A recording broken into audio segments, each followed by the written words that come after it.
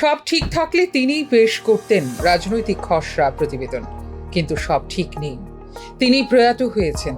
সেই সীতারাম ইয়েচুরির নামে মাদুরাই শহরের নামকরণ করেছে সিপিআইএম।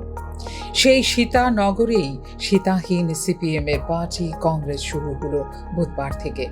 সম্মেলন চলবে আগামী রবিবার পর্যন্ত।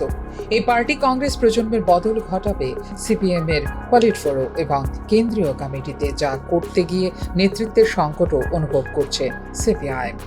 যে সংকট কাটাতে লিখিত নিয়মের বাইরে গিয়ে কয়েকটি ক্ষেত্রে ব্যতিক্রমী সিদ্ধান্ত নিতে পারেন প্রকাশ কারাতরা।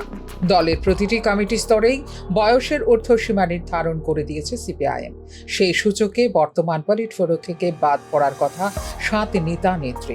তালিকায় রয়েছেন প্রকাশ এবং বৃন্দা কারাত, সুভাষিনী আলী, ত্রিপুরার প্রাক্তন মুখ্যমন্ত্রী মানিক সরকার, কেরলের মুখ্যমন্ত্রী পিনারাই বিজয়ন, তামিলনাড়ুর নেতা জি রামকৃষ্ণন এবং বাংলার সূর্যকান্ত মিশ্র।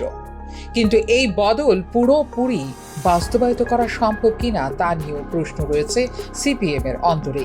গত পার্টি কংগ্রেসের বয়সের ঊর্ধ্বসীমা পার করে গিয়েছিলেন বিজয়ন, কিন্তু একমাত্র বাম শাসিত রাজ্যের মুখ্যমন্ত্রী হিসেবে তাঁর জন্য ব্যতিক্রমী মোহর দিয়ে কেন্দ্রীয় কমিটি এবং পলিটব্যুরো রেখে দেওয়া হয়েছিল তাকে। কেন্দ্রীয় কমিটিতে বয়সের ঊর্ধ্বসীমা 75 বছর, রাজ্য কমিটিতে 72। ইতিমধ্যে কেরল রাজ্য সম্পাদক মণ্ডলীতে রাখা হয়েছে বিজয়নকে, যেমন মানিক সরকারকে রাখা হয়েছে ত্রিপুরা রাজ্য সম্পাদক মণ্ডলীতে।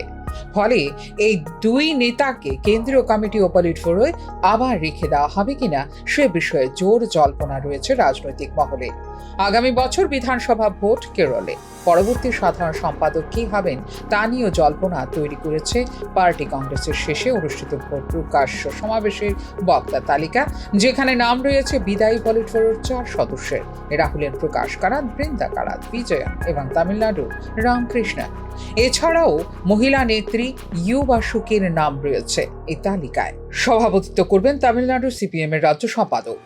এই তালিকা নিয়ে কৌতূহল এবং জল্পনা, কারণ এই নিয়ে বিশেষ সন্দেহ নেই যে সর্বভারতীয় সাধারণ সম্পাদক যিনি হবেন তিনি পার্টি কংগ্রেসের প্রকাশ্য সমাবেশে বক্তৃতা করবেনই। তার মানে কি ওই 4 জনের মধ্যে থেকেই কাউকে দায়িত্ব দেওয়ার সিদ্ধান্ত নিয়ে ফেলেছেন শীর্ষ নেতৃত্ব? তা নিয়ে তৈরি হয়েছে কৌতূহল।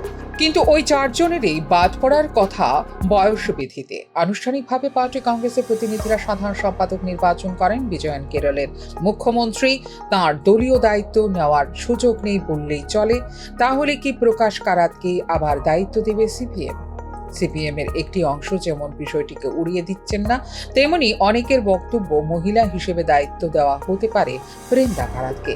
কিন্তু এই 4 জনের মধ্যে যাকেই সিপিএম দায়িত্ব দিক, তাতে শিলমোহর দিতে হবে বয়স বিধি ভেঙেই। যেমন বিজয়নকে কেরলে এবং প্রাক্তন মুখ্যমন্ত্রী তথা পলিটব্যুরোর সদস্য মানিক সরকারকে ত্রিপুরা রাজ্য সম্পাদক মণ্ডলীতে রেখে ব্যতিক্রম ঘটিয়ে ফেলেছে সিপিএম। আবার অনেকের বক্তব্য নতুন কাউকেও দায়িত্ব দিতে পারে দল। সেক্ষেত্রে নতুন সাধারণ সম্পাদকের নাম যুক্ত হয়ে যাবে বক্তার তালিকায়। ফিউরো রিপোর্ট, নিউজ নাও।